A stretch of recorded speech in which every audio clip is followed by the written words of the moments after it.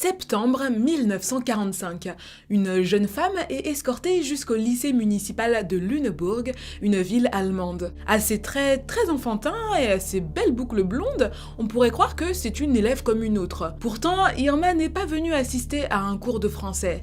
À tout juste 22 ans, elle s'apprête à être jugée pour crime de guerre. Dans la cour intérieure de l'établissement scolaire, qui a été improvisée en tribunal, l'ancienne gardienne du camp d'Auschwitz fait fièrement son entrée. D'adolescente perturbée, Irma Greise est devenue la plus sadique des gardiennes de camps de concentration nazis. Alors, que s'est-il passé? Voici son histoire.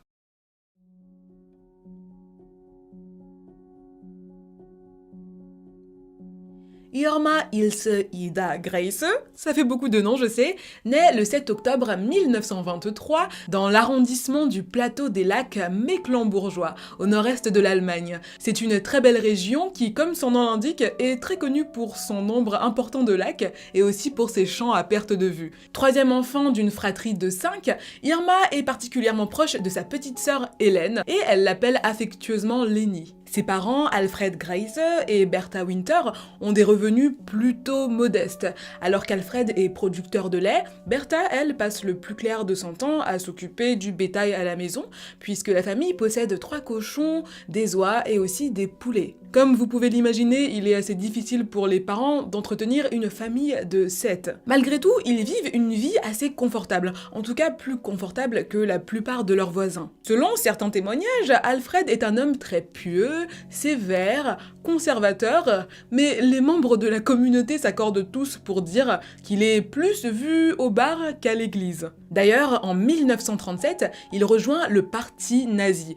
Je vous l'avoue, un peu plus par opportunisme que par réelle croyance à l'idéologie nazie, et c'est d'ailleurs le cas de beaucoup d'Allemands à la fin des années 30 qui espèrent bénéficier d'un meilleur statut ou peut-être même de gains financiers en devenant des membres actifs du parti nazi. Avec ses enfants, le patriarche se comporte en dictateur. Il est assez enclin à les punir dès qu'ils n'agissent pas comme il le souhaite. Et de son côté, Bertha est une femme assez malheureuse, assez mélancolique, qui n'a pas la vie qu'elle souhaite, qui est bien trop pauvre pour s'habiller comme elle aimerait et qui parfois peine même à se nourrir. La vie d'Irma Greise reste plutôt ordinaire jusqu'au 30 janvier 1933, quand Adolf Hitler devient chancelier allemand. Elle a alors 10 ans.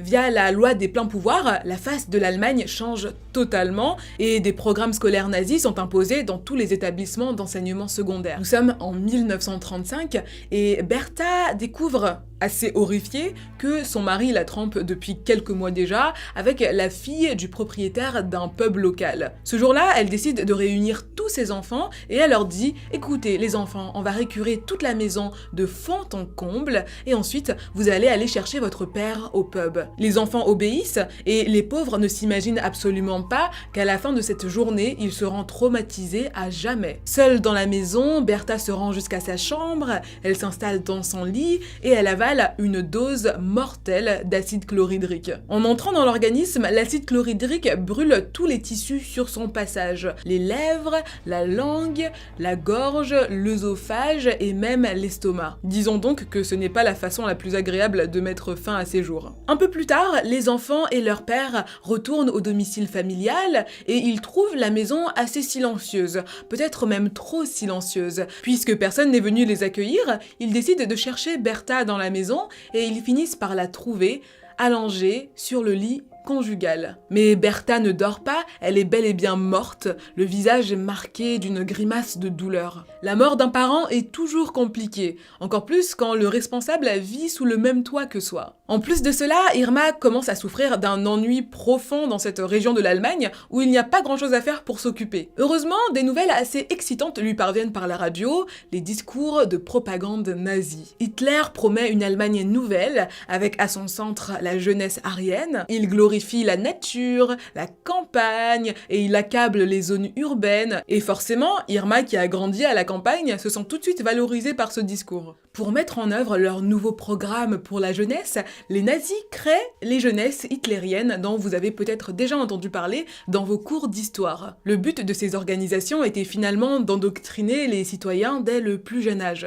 La branche féminine se nomme la Ligue des jeunes filles allemandes. Et en 1936, alors qu'Irma est toujours à l'école, les filles aryennes de 10 à 18 ans ont l'obligation d'adhérer au mouvement. L'idée de pouvoir s'investir dans une action politique, d'occuper son temps avec autre chose que le travail de la ferme, galvanise vraiment Irma. Malheureusement, les choses ne se passent pas vraiment comme elle le souhaiterait. Le patriarche est catégorique. Alors non, tu n'iras pas. Dans tous les cas, le trajet jusqu'à ces réunions est bien trop dangereux à faire en bicyclette, c'est hors de question. Mais comme vous pouvez l'imaginer, l'opposition d'Alfred ne fait que renforcer les convictions d'Irma. Irma, qui est d'ailleurs devenue la bête de foire du village, elle exhibe des comportements étranges, elle passe des heures assise sur une colline à siffler, et alors que les adolescents de son âge commencent à flirter, à sortir avec leurs amis, elle n'en a que faire.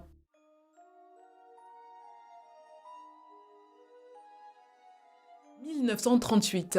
Une lettre arrive dans la boîte aux lettres des Greyse et elle est adressée à Irma. Félicitations mademoiselle, vous venez de décrocher un poste d'apprentie infirmière à l'hôpital SS de Hohenlychen. Très bonne prononciation. Le lieu se situe à une trentaine de kilomètres de son village natal et elle est absolument extatique. À 15 ans, elle ressent ce moment comme une consécration. Ce sera enfin l'occasion pour elle de servir le régime nazi comme elle veut le faire depuis si longtemps. Ce stage lui a-t-il permis de se rapprocher du personnel SS?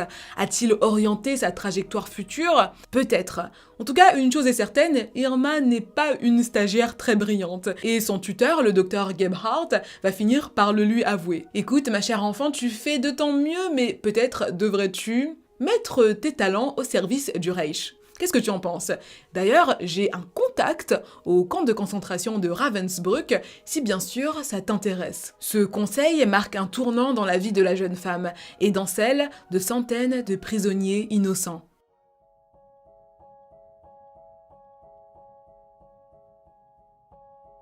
Dès 1938, les SS commencent à recruter des gardiennes féminines pour les camps. Le travail est très simple, vous n'avez qu'à surveiller des prisonniers et par conséquent, les candidates qui doivent être âgées de 21 à 45 ans n'ont pas besoin de qualification professionnelle. Vous l'imaginez bien, devenir un membre de l'élite SS, c'est une perspective d'avenir vraiment intéressante pour une jeune femme de 18 ans qui n'a aucune qualification et qui a presque coupé les ponts avec sa famille. Peu après la fin de la formation de gardienne d'Irma Greyse, un jeune prisonnier politique français a été le témoin direct de ce qu'était réellement la formation de base des gardes à Ravensbrück. Les débutantes semblaient généralement effrayées dès leur premier contact avec le camp, et il leur fallait un certain temps pour atteindre le niveau de cruauté et de débauche de leurs aînés. Certains d'entre nous s'amusaient à mesurer le temps qu'il fallait à une nouvelle Aufseherin pour gagner ses galons. Une petite Aufseherin de 20 ans, qui ignorait au départ les bonnes manières du camp, au point de dire excusez-moi lorsqu'elle marchait devant un prisonnier, a eu besoin d'exactement 4 jours pour adopter les manières requises. On peut raisonnablement estimer qu'environ la moitié des gardes prenaient un plaisir manifeste à frapper et à terroriser leurs prisonniers. D'autres portaient leurs coups avec la grossièreté et la simplicité d'un paysan fouettant son âne. D'autres encore agissaient simplement par souci de conformité, en particulier devant leurs collègues ou les SS. En tout cas, même les meilleurs d'entre eux ne montraient aucune réaction négative lorsqu'un prisonnier était battu en leur présence. Le reste du temps, les stagiaires boivent beaucoup d'alcool, peut-être dans un souci d'oublier toute la douleur infligée pendant la journée. Et c'est aussi un monde où le sexe hétérosexuel et homosexuel est assez fréquent et même très encouragé. Et il faut dire qu'Irma ne se prive pas, certains témoignages font d'elle un individu cruel, débauché et avide de sexe. En mars 1943, en raison de son sérieux, et par sérieux j'entends la sévérité avec laquelle elle battait les prisonniers, Irma est promue. Elle elle devient gardienne au camp de concentration d'Auschwitz-Birkenau en Pologne. Son père Alfred, qui était, comme je vous l'ai dit, nazi seulement par opportunisme,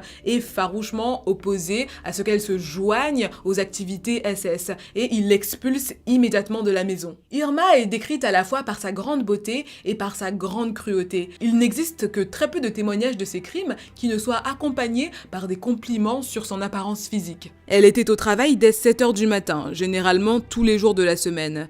Avec ses cheveux parfaitement coiffés, son maquillage méticuleusement appliqué et sa beauté naturelle frappante, Irma Grese errait dans Birkenau et semait la terreur dans tout le camp. Et bien qu'elle soit une des plus jeunes recrues, elle devient très vite la plus cruelle. Irma ne se promène jamais sans son fouet et une matraque en caoutchouc avec laquelle elle bat les prisonniers sans retenue. Et même quand sa hiérarchie finit par s'opposer à l'utilisation de ces outils de torture, elle décide de ne pas se plier aux règles. Ses trajets dans le camp se font généralement en vélo et elle est très souvent accompagnée d'un gros chien qu'elle nomme tantôt Luba Trisinska, tantôt Charlotte Klein. Ce chien est véritablement son arme la plus redoutable. Elle lui ordonne très souvent d'attaquer les femmes qui s'écroulent sur le chemin du travail. Et alors que le chien tord les membres, qu'il mord dans la chair, il n'y a jamais personne pour l'arrêter. Tout le monde a peur de lui. Malheureusement, la plupart de ses victimes sont tellement affaiblies par la malnutrition qu'elles ne survivent pas à leurs blessures. À sa guise, Irma attaque les prisonniers à l'aide de son fouet, de sa grosse matraque et parfois même elle les écrase directement sous ses grandes bottes noires. Et à l'appel du matin, elle crée un jeu qui l'amuse énormément. Ses victimes doivent rester debout le plus longtemps possible. Et pour des personnes qui sont malnutries, qui sont très faibles, c'est très difficile. Et les plus malchanceux doivent même porter une grosse pierre bien lourde à bout de bras au-dessus de leur tête. Bien sûr, les perdants sont punis. De nombreuses femmes avaient développé des infections au niveau des seins à la suite de blessures causées par l'extrémité en fil de fer tressé de son fouet en cellophane. Grese a demandé à Pearl d'opérer ces femmes avec un couteau non stérilisé, mais elle ne disposait d'aucune anesthésie pour ces opérations. Les femmes hurlaient à l'agonie. J'ai levé les yeux et j'ai vu le spectacle le plus horrible que j'ai jamais vu, dont le souvenir me hantera toute ma vie.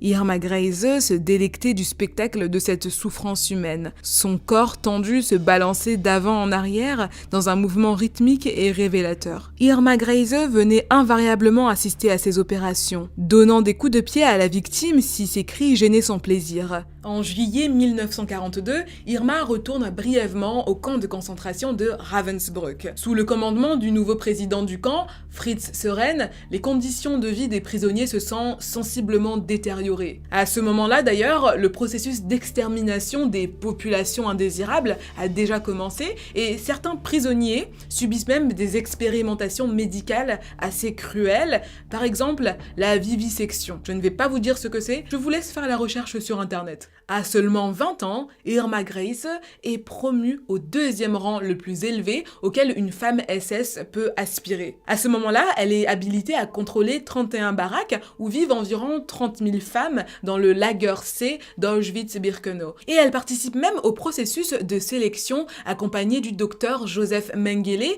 que vous connaissez peut-être, j'en ai fait une vidéo. Ce processus de sélection a pour but de déterminer quelles femmes seront transférées en Allemagne pour travailler et quelles femmes bénéficieront du traitement spécial, la chambre à gaz. Et à bien des égards, Grese et Mengele se ressemblent. Ils sont tous les deux décrits comme charmants, ils sont constamment tirés à 4 épingles, immaculés dans ce monde qui est plein de boue, de poussière et de vermine. Nul doute qu'ils s'entendent très bien. Et apparemment, ils auraient également entretenu une courte relation amoureuse à laquelle Mengele aurait mis fin après avoir découvert que Irma avait énormément d'amants. 1945.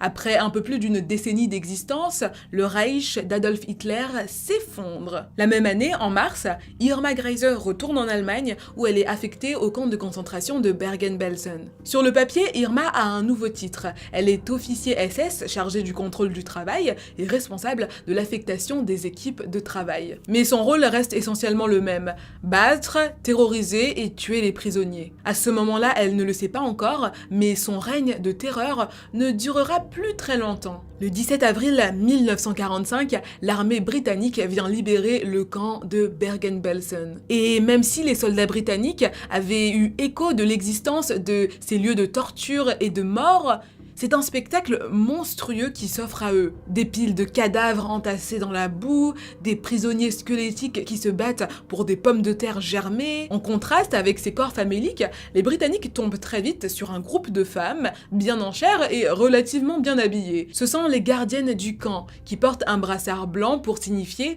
qu'elles se rendent. Pourtant, sur leur visage subsiste une grimace de colère, la même grimace qui les a accompagnées durant toute leur vie au camp. Ce jour-là, Irma Grayse est capturée avec les autres gardiennes et soldats SS qui n'avaient pas fui. Et d'ailleurs, si elle n'a pas fui, c'était pour rester auprès de l'élu de son cœur, un soldat SS du nom de Franz Wolfgang Hatzinger, un homme marié de 14 ans sans aîné. À l'annonce de la nouvelle de leur capture, les photos des gardiennes et des soldats SS circulent à l'international et le visage d'Irma intrigue, puisqu'il correspond en tout point au canon de beauté de l'époque. Aussi, elle commence à gagner divers surnoms, la belle bête ou bien la belle femme nazie. Et autant vous dire que les journalistes se pressent pour l'interviewer. Le procès de Belsen commence le 17 septembre 1945 dans la ville de Lüneburg en Allemagne. Les accusations portées contre Irma sont centrées sur les mauvais traitements et le meurtre de prisonniers dans les camps. Au début du procès, Irma reste impassible face aux accusations portées contre elle.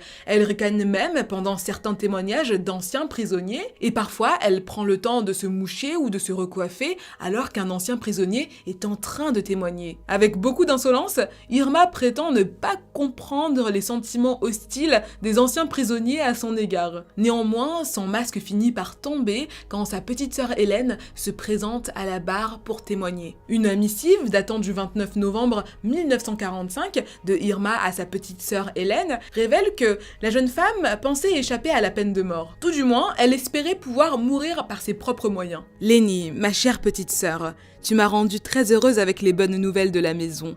Je suis une toute autre personne. Maintenant, nous devons croiser les doigts pour que je reste en vie. Je ne me laisse pas abattre et j'espère qu'un petit changement se fera un jour. Lénie, est-ce vrai que mon Annelie a laissé quelque chose de bon pour moi ?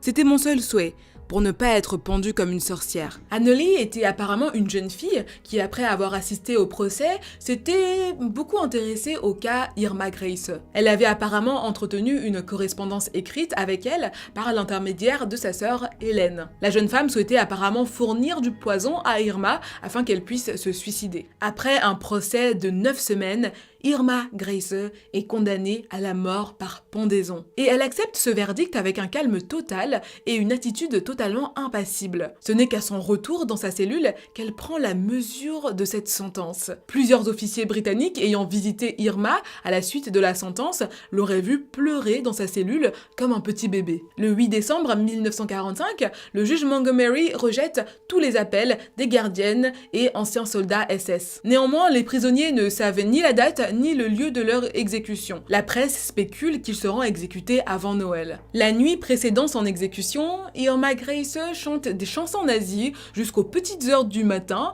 avec Johanna Bormann qui était elle aussi une gardienne de camp nazi. Irma Grayse est conduite à la potence sous les yeux de l'exécuteur royal Albert Pierrepoint. J'ai appelé Irma Grayse. Les gardes allemands ont rapidement fermé toutes les grilles de 12 des trous d'inspection et ont ouvert une porte. Irma Grayse est sortie. À 9h34, elle est entrée dans la chambre d'exécution, a regardé un instant les fonctionnaires qui l'entouraient, puis s'est dirigée vers le centre de la trappe, où j'avais fait une marque à la craie. Elle s'est tenue très fermement sur cette marque et, lorsque j'ai placé le bonnet blanc sur sa tête, elle a dit de sa voix langoureuse « Schnell ». Le médecin m'a ensuite suivi dans la fosse et a constaté le décès. Après 20 minutes, le corps a été descendu et placé dans un cercueil, prêt à être enterré. Irma Grayse était-elle la pire des gardiennes de camps de concentration nazis? Pendant le procès, la presse la qualifiait de belle bête, de hyène d'Auschwitz, mais était-elle la plus cruelle? Autant vous dire que certaines gardiennes, comme Dorothea Binz, inspiraient davantage la crainte des prisonniers. Irma était terrifiante dans son imprévisibilité. Pour beaucoup, il était impossible d'imaginer qu'une si belle femme puisse être si sadique. Et c'est certainement pour ça que son visage a marqué toutes les personnes qu'elle a croisées. En réalité, comme tout être humain, Irma Greyse reste un personnage complexe. Selon certains témoignages, elle offrait parfois de la nourriture aux prisonniers qu'elle appréciait le plus, un bout de fromage ou de salami en plus. Alors, pourquoi ces atrocités? Peut-on les mettre sur le compte de l'endoctrinement depuis la jeunesse? Ou sur sa santé mentale qui était peut-être défaillante d'après les membres de la communauté où elle avait grandi? La sœur d'Irma Greyse, Ellen Greyse, a déclaré lors de son procès qu'elle avait du mal à imaginer sa sœur capable de tant de violence, puisque dès l'école primaire, elle fuyait toujours la confrontation. Peut-être alors que son passage au camp a été un moyen pour elle de libérer toute la frustration, toute la colère qu'elle gardait en elle. Si vous avez regardé la vidéo jusque-là, n'hésitez pas à liker la vidéo, à vous abonner à la chaîne si ce n'est pas déjà fait, et puis aussi, dites-moi dans les commentaires de quel autre personnage historique cruel vous aimeriez que je parle en vidéo. En attendant, je vous invite également à rejoindre la communauté sur Twitter, Instagram et même TikTok, et je vous dis à très bientôt pour une nouvelle vidéo.